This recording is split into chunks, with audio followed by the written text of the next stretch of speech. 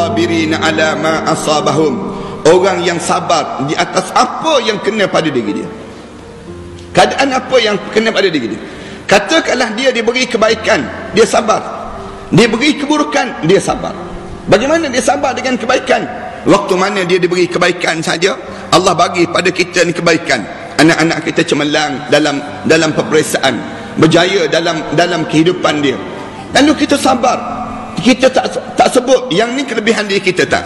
Tapi kita sebut apa dia? Ni kelebihan Allah yang Allah kurniakan pada keluarga kita. Maknanya ni orang sabar. Setengah-setengah orang apabila anak-anak dia cemerlang je, orang puji sikit pada diri dia, dia sebut diri dia terus. Orang dia sebut diri dia terus. Orang tanya pada dia, macam mana anak cemerlang-cemerlang ni? Kebetulan mak dia cemerlang, ayah dia cemerlang. Dia mula tu, dia tak sabar, dia panggil.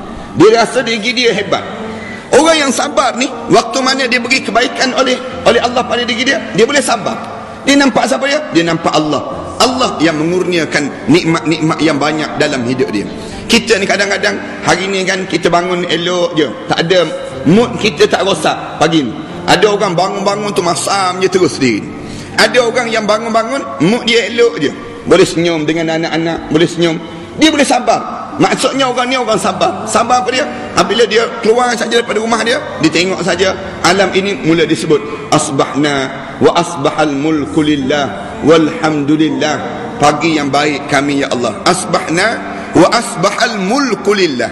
Kita sebut, dan segala pagi-pagi yang penuh kekuasaan di sisi Allah Subhanahu wa taala. Ini mula-mula orang yang sabar dipanggil. Waktu mana kena benda yang baik, dia boleh sabar. Dan dia jaga solat dia. Kadang-kadang ada orang yang diberi kebaikan oleh Allah, tiba-tiba dia tak jaga solat dia. Tapi orang yang sabar, apabila dia diberi kebaikan oleh Allah, dia semakin jaga solat dia. Alhamdulillah, aku ni Allah bagi kebaikan untuk dia aku. Aku jangan tinggal solat dalam hidup aku. Kenapa? Nikmat yang Allah kurniakan pada aku. Ini dipanggil sabar waktu mana senang. Satu lagi, sabar waktu mana susah. Sabar waktu susah ni, biasa kita nampak sabar ni waktu mesti susah je baru kita nak sabar. Tak. Sabar waktu senang pun kena ada, sabar waktu mana susah pun kena ada.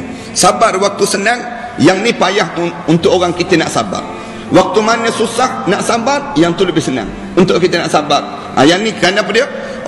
Orang yang kena dengan susah tersebut, mulut dia senang nak sebut nama Allah. Orang yang diberi kebaikan oleh Allah, orang yang diberi kesenangan oleh Allah, sukar dia nak sebut nama Allah dalam hidup dia. Para hadirin sekalian, tengok orang yang kereta dia banyak dekat rumah tu, parking banyak je kereta kat rumah. Senang ke dia datang sembahyang berjemaah? Payah orang tu nak datang sembahyang berjemaah. Orang yang dia dalam rumah dia ada segala-galanya, ada home theater, dalam rumah dia ada apa dia? Dalam rumah dia ada cukup lengkap barang-barang. Senang ke dia datang dengan kuliah? Susah terus. Ni dia tak sabar waktu mana Allah bagi senang pada diri dia. Cuba dalam hidup kita ni tak ada benda.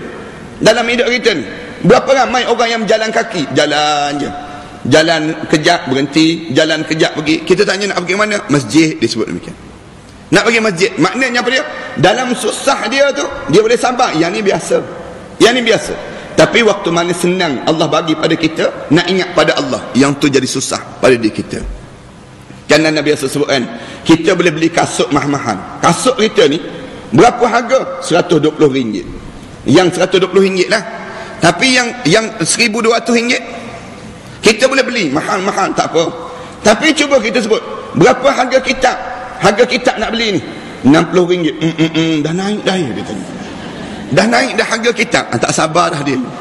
Dah mula dah naik, dia jadi lain terus. Kalau dalam bab ajaran agama, dia jadi lain terus pada itu. Orang kita kan, dia pergi melancong. Berapa habis? RM20,000, RM30,000, melancong ke luar negara. Tapi waktu mana kita sebut pergi Mekah, berapa? RM8,000. RM8,000 dia sebut. Dia gaya dia tu lain terus dia. Nak sebut gambaran apa dia? Dia tak sabar waktu mana dia beri kesenangan oleh Allah Subhanahu wa taala. Ini gambaran yang mudah pada diri kita. Kita nak sebutnya wabasyiris sabiri was-sabirina ala ma asabahum. Sabarlah waktu mana kamu diberi kelebihan oleh Allah. Waktu mana kamu diberi kekurangan di sisi Allah, waktu mana kamu diberi kelebihan oleh Allah, dua-dua kamu sabar. Asabahum, Allah guna demikian. Kamu dapat ni, setiap benda yang dalam hidup kamu ni, asabahum, aku bagi pada diri kamu.